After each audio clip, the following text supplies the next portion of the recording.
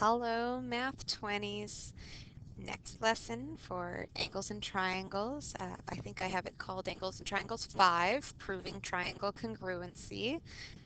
Um, if you didn't watch Properties of Triangle Congruency, you need to go back and do that one first. We had kind of some ways that we could prove triangle congruency, either side-side-side congruence, side-angle-side congruence, or angle-side-angle congruence. We said we definitely can't do it by angle, angle, angle, and we also cannot prove triangle congruence based on angle, side, side. And I showed you kind of why with both of those. So no screaming or swearing on the tests, right? So now we're going to look at kind of two-column proofs. So just applying the lesson that we had from last day and looking at how we can use it for our proofs.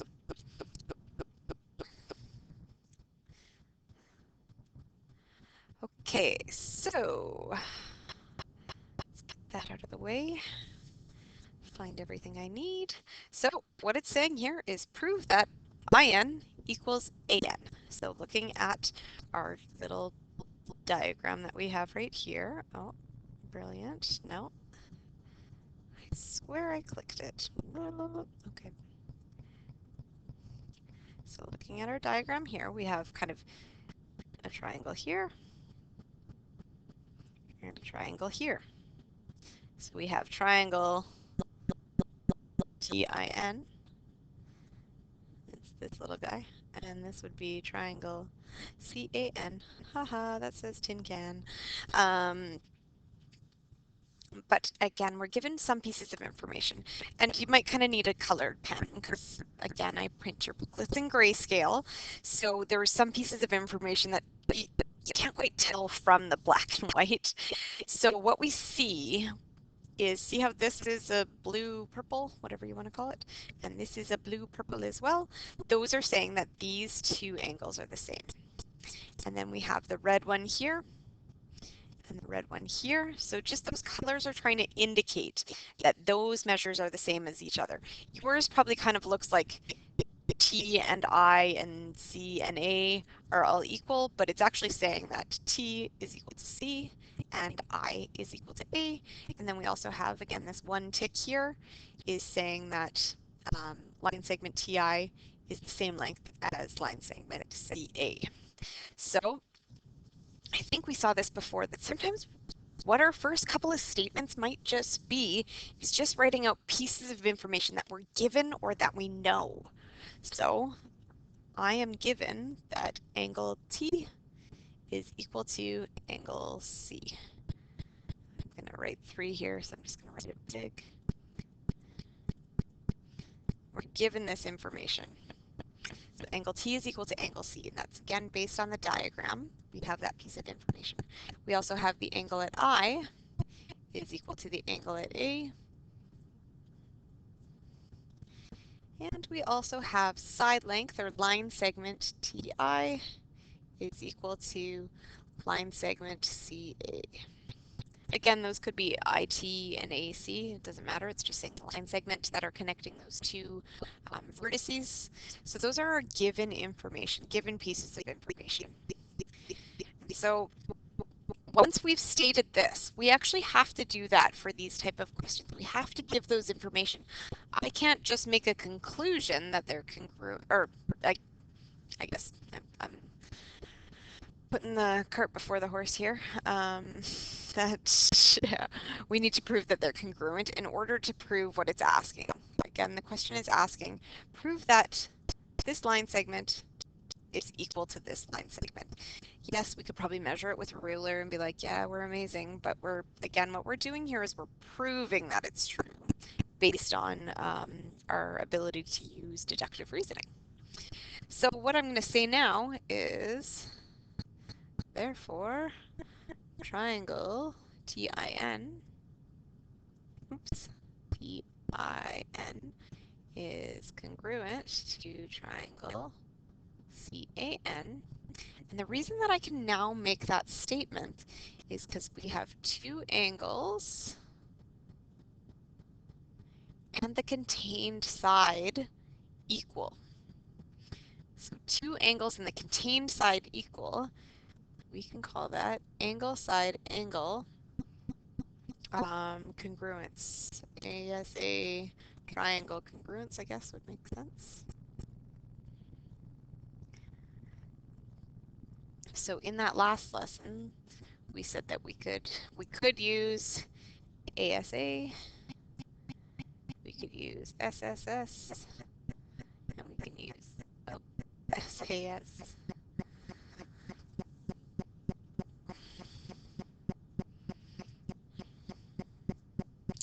So now we've proved that the triangles are congruent because again, two angles and a side that's contained between it are equal. So we know that all of their sides and angles must be equal as well. So now looking at what we're trying to prove again, we can now say that line segment AN is equal to line segment IN. And our reason behind that is if the two triangles are, or since the two triangles are congruent, not if, we've proved it. So since the two triangles are congruent,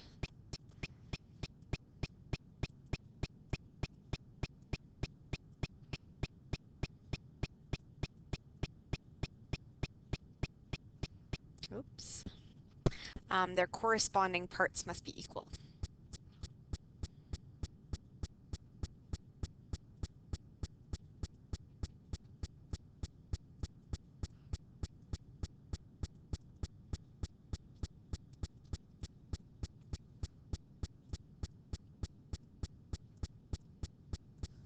I'm actually going to flip my computer over because I'm writing with it facing up at me.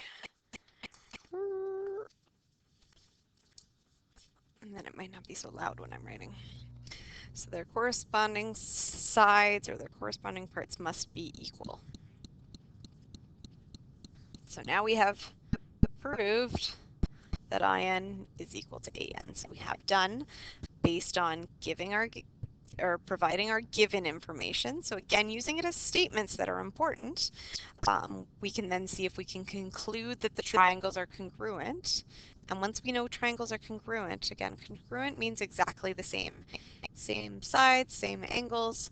It's if I took this triangle and put it on top of that triangle, it would be exactly equal.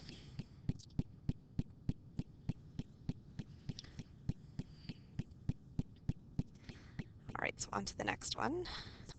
So, okay, we see a couple things with this one. Pieces of information that we're given. So we're given that side length AP is equal to side length BC.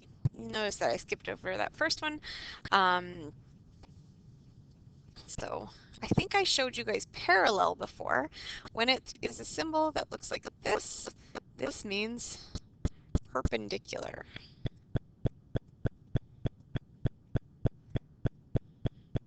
And so that means that it meets at a 90-degree angle.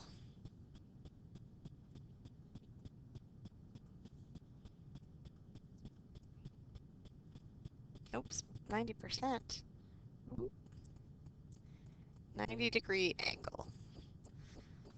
So we would have seen before, if something's parallel, we see a little symbol like that in between, but when it's a line and a straight line up, that represents perpendicular, so meeting at a 90-degree angle.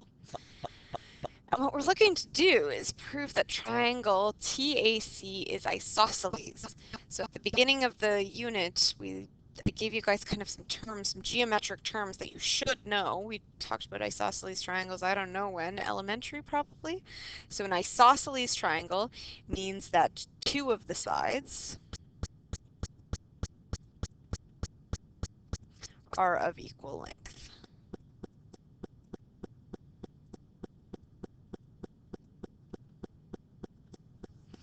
So looking at it, you're like, yeah, that probably could be true, but let's see if we can prove that our triangle is isosceles. So just like with the last question, typically you start with pieces of information that you know. So again, line segment AP is equal to line segment CP, and we are given that. I kind of broke this down a little bit just for my own So I wrote it just as we had it. So TP is like that. Um, and then what I did on my next line, so TP is perpendicular to AC. So how I kind of define that next is or angle TPA. That's right here. So angle TPA. Again, if we have it written like that, the way that you figure out what angle you're looking at is you start at T, then you go to P, then you go to A. So it's looking at this angle here. So angle TPA is equal to angle TPC, and they're both equal to 90 degrees because that's our definition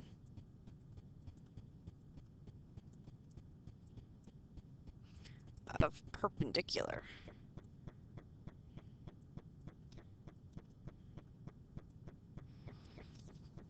So that's our definition of what perpendicular would actually look like, or what perpendicular always is. Sorry, perpendicular always means that it will meet at that 90-degree angle. So since we've said in this previous step, line segment TP is perpendicular to line segment AC, we know that we can conclude, oh my gosh, it's too late for me, that that's a 90-degree angle, and this is also 90-degree angle based on that statement that it's perpendicular. So keep going. The next thing that I'm going to write, we saw this previously, but it seems like a silly thing to write, so I'm going to write TP equals TP. So that seems silly, but what we're actually talking about is that that is what we'll call a shared side. So if I'm looking at triangle TAP, erase. Sorry, I'm just going to pause my video for a second, guys.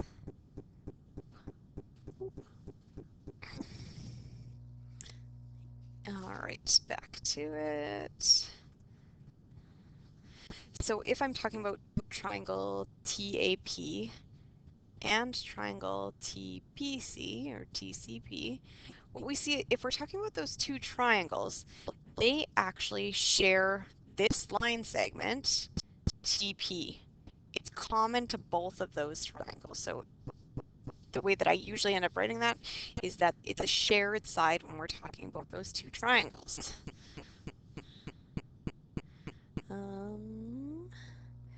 Sorry. So again, if we're talking about those two triangles, we know pieces of information that we know. We have that this side length is equal to this side length. We have that this angle is the same as this angle. And then we have those two side lengths that are equal. So what we could conclude, since we have a side, another side, and the angle in between them, since that's equal, we can actually conclude that those two triangles are equal based on side, angle, side congruence.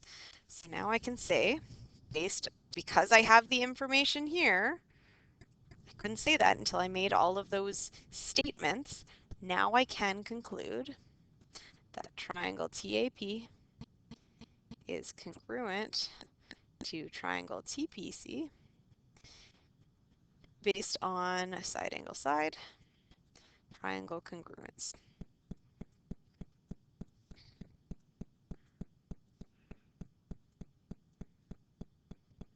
And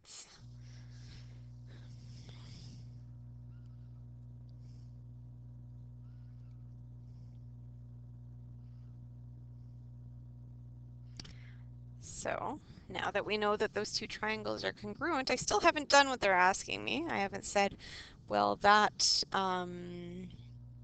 big triangle, so triangle TAC is the whole thing. So I haven't done something to prove that that's isosceles yet. But now that I've proven that those two triangles, the two smaller triangles, are equal to each other, or congruent, now I can make some other statements. So again, they should read in order. I couldn't make my first statement side angle side congruence because I haven't actually made the correct statements to prove that. So keep in mind it should go in order. You can't make a statement without first proving it or having it as a, sorry, that's annoying, a portion of your two-column proof here.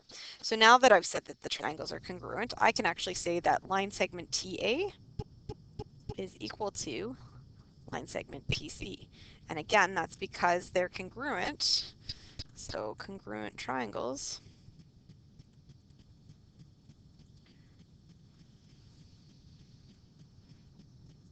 will have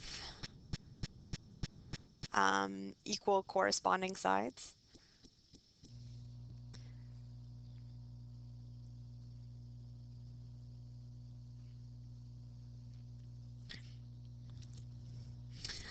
Um,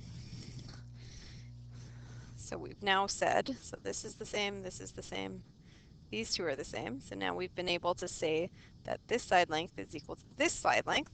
So now I can conclude triangle TAC is isosceles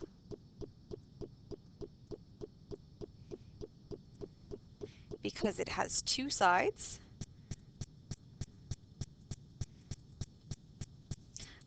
of equal measure.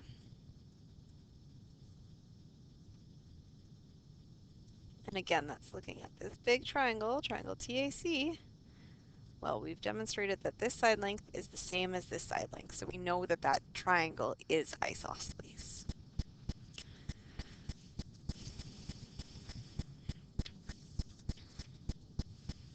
It seemed like this lesson was going to be really quick, hey? And it's not. All right, two more proofs though.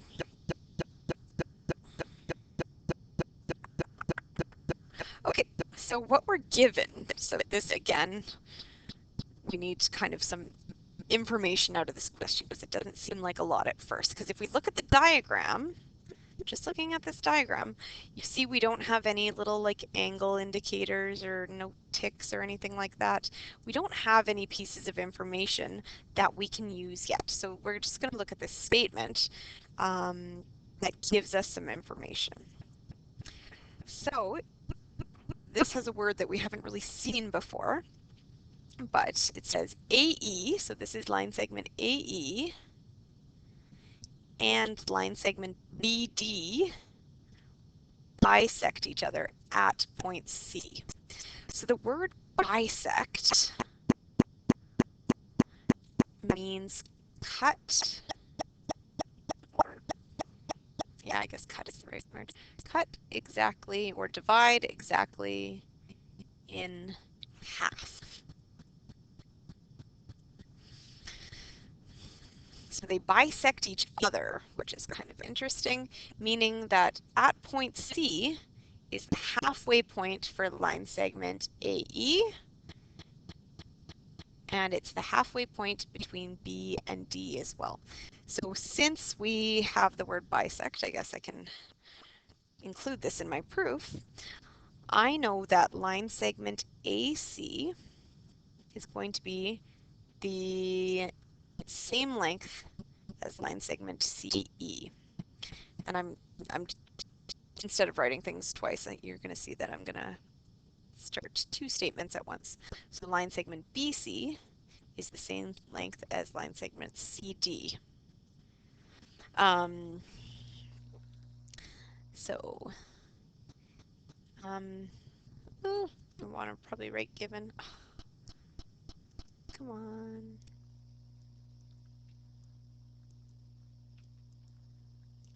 Since they bisect each other,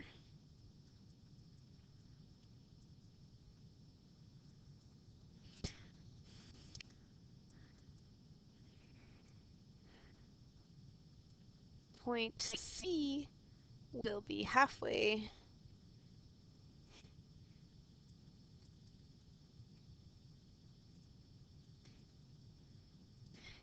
between between each of those two sets of points. That's good enough. I like it. So now we know this side length and this side length are the same, and this side length and this side length are the same. we don't have any information. We have nowhere that tells us, maybe our eyes are trying to tell us, but we have nowhere that tells us that side length AB is the same as DE. So we can't make that statement. Well, we could make the statement, but we wouldn't be able to give a legitimate reason yet as to why they would be the same length. So you can make a statement, but if you have no reason, if you have no justification, if you have no proof, then you can't actually make the statement. And so looking again, this is all that we're given. We don't have any other information. And so if we look back at our triangle congruence stuff that we learned 2 days ago, so we have side, side, side congruence, we have side, and we have angle, side, angle. So we kind of need 3 pieces of information in order to prove any sort of triangle congruence. And so what you might get to now is be like, I don't have enough information. I can't tell without a shadow of a doubt that these 2 triangles, so triangle ABC and triangle CDE, are congruent. You might give up here, but there is actually one more piece of information that we can actually pull out of this. And what that is angle ACB is equal to angle DCE. And the reasoning for that, so I'm saying this angle and this angle are equal. This is going to take you back a little bit to kind of the beginning of the unit, is these are vertically opposite angles.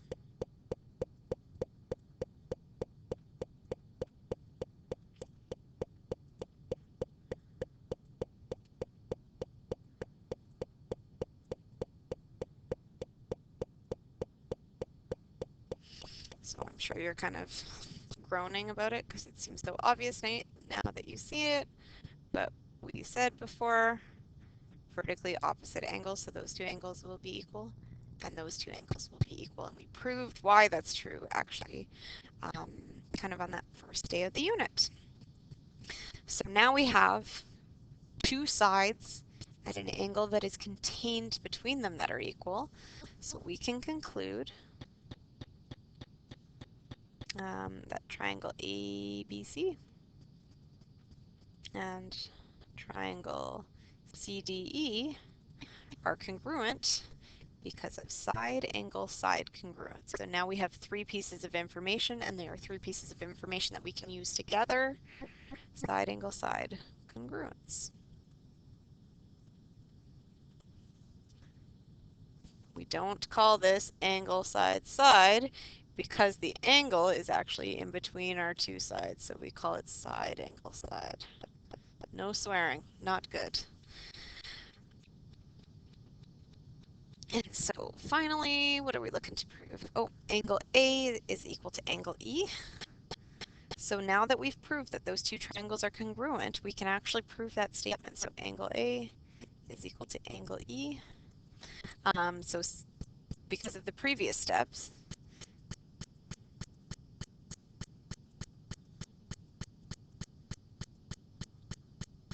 so since the triangles are congruent, their corresponding angles will be equal.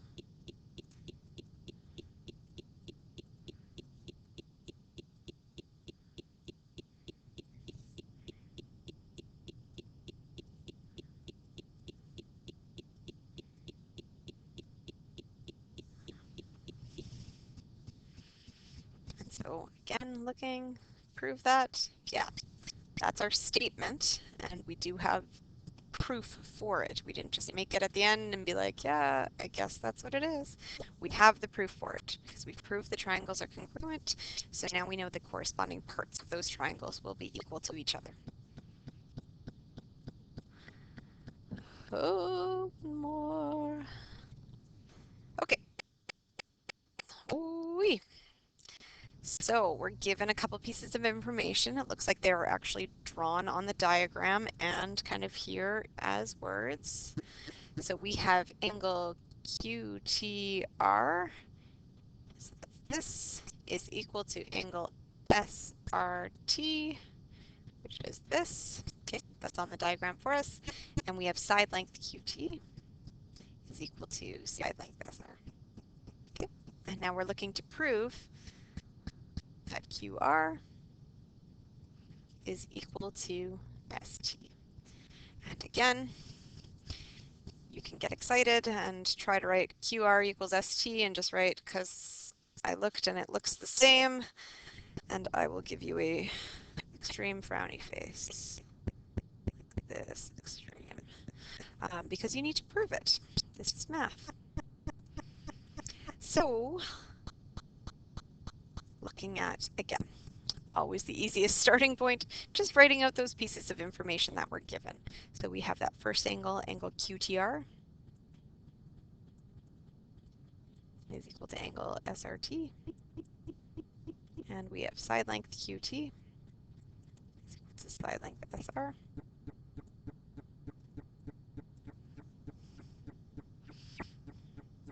And now again, we sit and stare until the end of time because we're like, we need 3 things from triangle congruence, and all that I have is 2 things. So I have a side and I have an angle. I don't have a piece of information that says this is equal to, like, the angle at TQR is equal to the angle at RST. We don't have that information, so we can't just make that statement.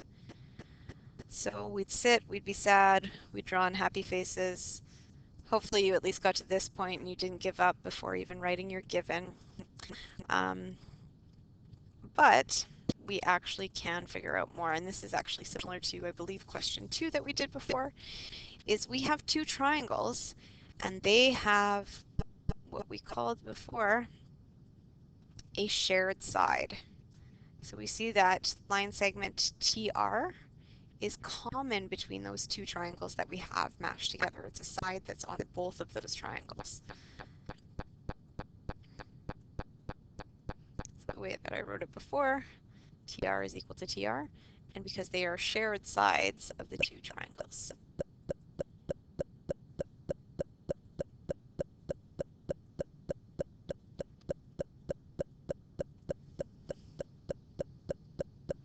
So now what we have is, are these all, these are almost all side angle side congruence except for the first one.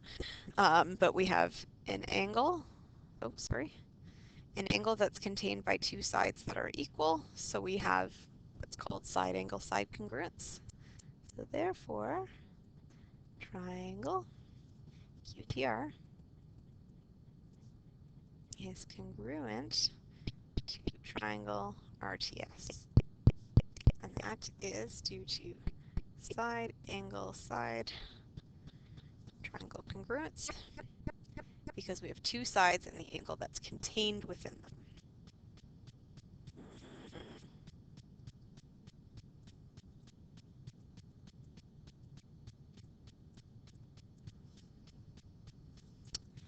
And so now that we know the triangles are congruent, we've proved that by side angle side congruence, we can now make the statement that it's asking us to make, that QR is equal to ST.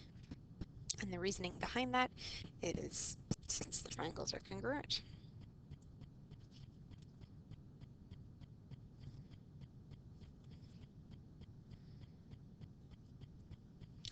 Their corresponding sides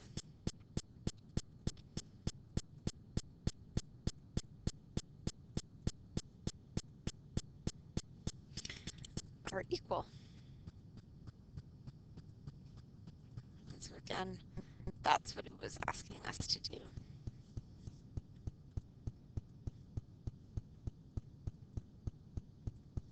Yay!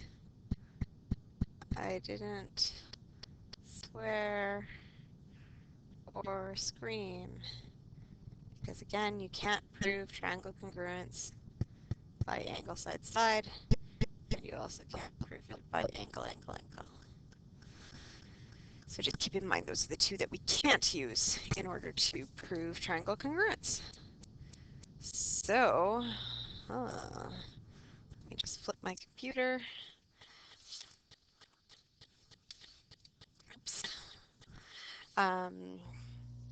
So I think on the next, I don't have it in here. On the next couple of pages, maybe 2 pages in your notes package, there are a couple more kind of review things. It's mostly just looking at those theorems that we already proved for parallel lines and then the couple of ones that we have for a triangle as well. So review over that. Just trying to look for my timeline here. So proving congruent triangles is today. You have review time and practice time tomorrow. So looking at the appropriate textbook section, which is looking at page 112, it looks like. Um, there's probably another section kind of a little bit later than that that has that beginning portion of this unit. It might be the end of a chapter. I don't have a textbook near me, sorry. So looking at review questions. And then you guys are going to have a quiz on Wednesday on D2L. So the angles and triangles, the first quiz on that one. Shouldn't be too bad online. So try it with your, like obviously your notes tucked away at first, and then I really can't control it beyond that, but just seeing what pieces of information you actually know, because we might actually, it's most likely, as long as we go back as currently planned, you'll probably be writing the unit test face to face. You won't get an open book unit test, so make sure you actually know the information heading into that unit test if we do go back that Monday, the week after, whatever it would be. All right, so take care. Let me know if you need anything. Okay, kiddos? We'll see you later.